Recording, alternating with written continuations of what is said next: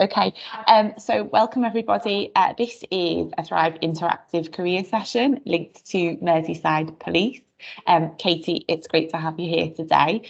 And the purpose of today is to really identify opportunity in Merseyside Police and a route way in when you are ready and when you choose to start applying for jobs. Katie, I know you've got some really interesting vacancies currently in terms of apprenticeships and entry-level roles. So Katie will give you some insight into those. But thank you very much for being here today, and I'll give you the floor. A little bit of an introduction. My name is Katie Anderson. I'm the Apprenticeship and Qualifications Officer at Merseyside Police. I've been with them for just over 3 years now. And in that time, we've introduced just over 500 people to apprenticeships in the force.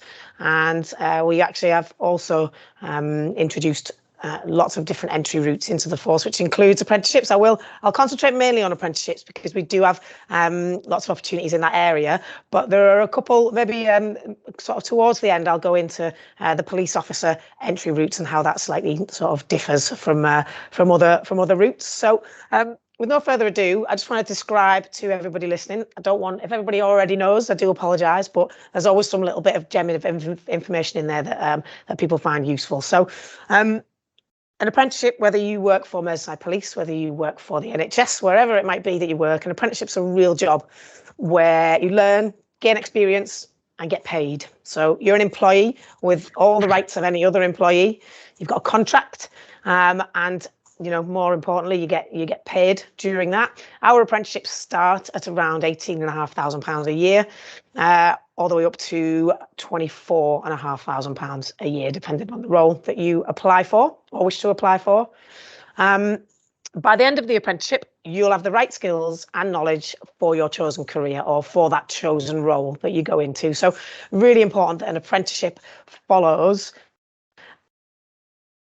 the role that you're doing in the workplace. So, and it might be a really crude example, but let's say you're working in a hairdresser's, you wouldn't be able to do an electrician's apprenticeship because you're just not going to get the evidence and the skills that you need to be able to become a qualified electrician. So in the sense of our motor vehicle apprenticeships, for example, that qualification that you undertake is a level 3 motor vehicle technician apprenticeship, and the qualification then at the end you are a fully qualified mechanic, and that's the role that you go into. So just making sure that the apprenticeship matches the skills and knowledge you need for the role that you're in.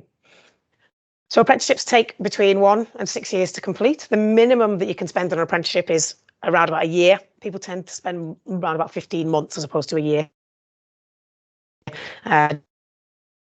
Just the certificates they need and all the evidence that they need to complete. And then right up to a 6-year apprenticeship, which is more than likely to be a degree apprenticeship. So at the end of a really long apprenticeship like that, you would get a degree at the end. But our apprenticeships really range from 1 to 4 years. We don't really go over that 5 and 6 year period. A very important part is that it's fully funded. So if you chose to come and do a degree apprenticeship with us, for example, you would then save the headache of getting maybe into debt with universities. If you thinking about the tuition fees, I can feel a few people smiling on the call, because actually you're looking at around £27,000 to do a degree at the moment, whereas we fully fund all of that through our apprenticeship schemes, which again is a big plus really. So as an apprentice, you learn to train for a specific job. I think we've touched on that, and I'll go into the details of exactly what roles we recruit for via an apprenticeship. These entitlements are really important: getting paid and receiving holiday leave. So even if you don't do your apprenticeship with us, you have to ensure that those things are still in place. If you go and work for an employer, make sure they're giving you your holidays and make sure you're getting paid. Getting hands-on experience in a real job. It's really important that 20% of your time is spent working on the qualification that is associated with your apprenticeship, and your employer has to give you that time to do that. So let's say you're working from Monday to Friday. At least one of those days should be spent working on your apprenticeship. So that could be sitting in a classroom at college, that could be at university, that could be doing some practical assessments and doing some practical work. But that is the minimum requirement for your apprenticeship time. Okay, I'm going to go into the areas where we recruit for via apprenticeships. And I've distinguished between the two, non-uniformed and uniformed apprenticeships. I think would be good to start with the non-uniformed apprenticeships, which we, excuse me, which we recruit for from the age of 16. So you can actually apply for these if you're 16 and over, which is slightly different to the uniformed apprenticeships. Okay, so our customer service practitioner apprenticeship, that's at level 2 and takes around 15 months to complete. A lot of people apply for this role, and they are directed to a specific department. So there's lots in criminal justice, the Safer Roads department, our training department. And really what that apprenticeship does is it allows you to get a step in the door. You're earning £18,500 a year, and at the same time getting a good view of what Merseyside Police do and what your career path might look like.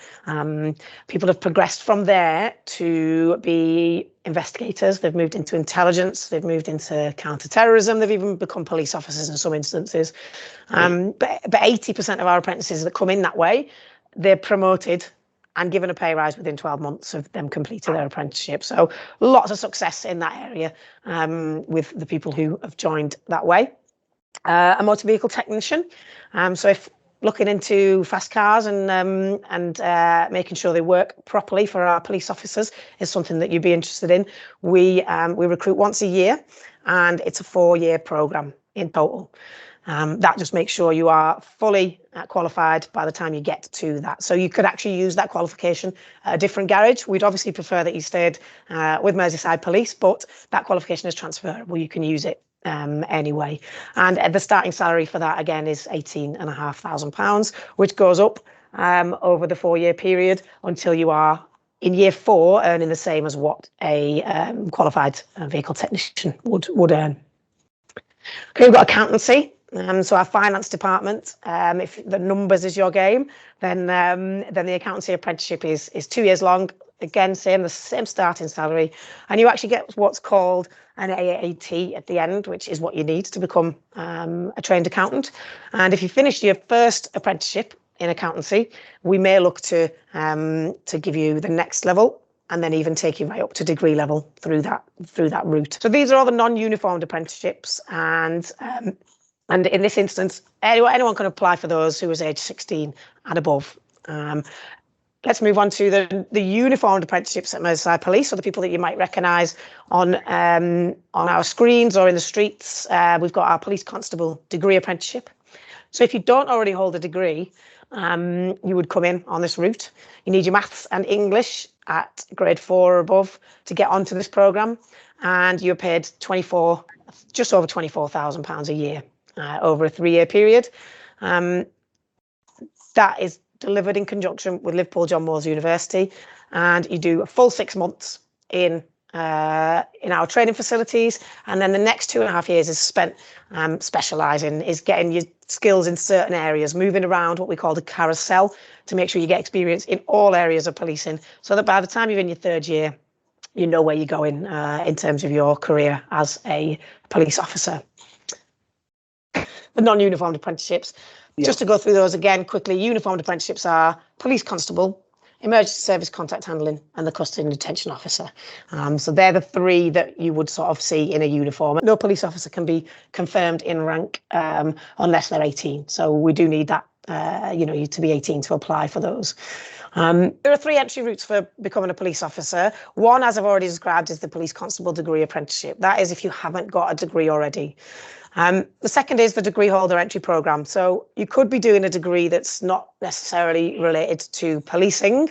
It has to be, maybe you've done it in geography, maybe you've done it in maths, whatever it might be. But then you go on to something called the degree holder entry programme. And that is, it reduces your training time to 2 years instead of 3.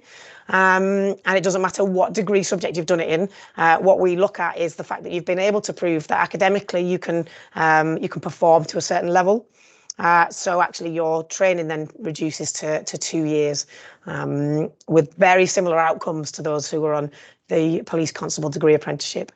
And then the third entry route into policing, actually there's 4 now, but the third entry route into policing is if you've gone to university to study a specific degree called a degree in professional policing practice, you then can apply direct to a force and you can, again, your training is reduced slightly again after that, because that is in fact the degree that you would get at the end of your police constable degree apprenticeship. So you've technically done all the academic side, just not really any of the practical side. But in that sense, obviously the DHEP and the pre-join, as we call it, if you have that degree, you've obviously gone away and you've funded an apprenticeship yourself, because the police constable degree apprenticeship, as I mentioned, is the one that's fully funded. But I know, obviously, if you're partway through a degree, then the other two entry routes will be the ones that will be relevant to you. And we recruit for all three of those on our website. Okay. What degrees are in the room, Brian? They're studying the policing degree at the moment, so okay. They're year one policing degree, so that they're at the moment breaking into it. But they would have to go and do their DHEP. They'd have to go and do DHEP, yeah. So they'd have to do degree. Okay. They would have to do the degree holders entry here. Okay, got you. That's brilliant. In which case, Katie, I will share Brian's email so you've got somewhere to send it. Isabella, have you got any questions you'd like to ask? Yeah, I've got a question. So I want to be a prosecutor, right? Okay. But I don't know whether you have to go through can you do a law and apprenticeship and then get it through like that, or like, do you know what I mean? As it has to be specific because it's.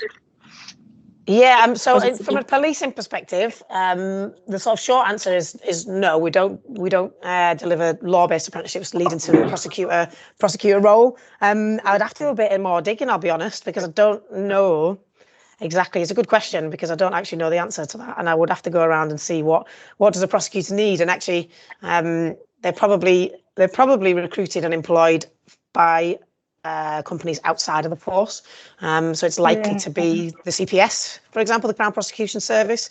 I think they might have a bit of they'll probably have some information on their website, but I'll have a little look and see how I can help on that one. But apologies, I don't have the answer straight away. Well, that's okay. Thank you. What apprenticeship do you have to go through to be like an investigator? Yeah, I mean, investigator, you've got a police investigator, and then you've got a police staff investigator. So police investigators, you would need to go through either the police constable degree apprenticeship or the degree holder entry program. Depends. Isabella, I'm not 100% aware of your circumstances. Are you doing a degree as well at this time, or do you not hold a degree? No, I was still in college. Okay, fab. So all you'd need is your maths and English, grade 4 and above, to apply for the police constable degree apprenticeship. You do your three-year program, and part of that 3-year program will be spent in investigations. So you'll be able to gain experience, and then you'll decide whether or not, in fact, that is the right route for you. Police staff investigators, we do advertise for externally. Again, not 100% what the qualifications are that people look for within that route, but I can certainly dig in and find out for you what the best route would be if you didn't want to be in uniform. It is a slightly different job, slightly different pay scales, so it might be that the police constable route is the more sort of is the better route to go, or the more sensible route to go. But we do get police staff investigators who don't want to do that 3 years training, don't want to be a police officer essentially, but they do want to work for Merseyside Police. So yeah, again, with that one, I'll find out what the sort of advice is that we give to others who are looking to go specifically into investigations. So you can't be 16 for that one, or is that 18?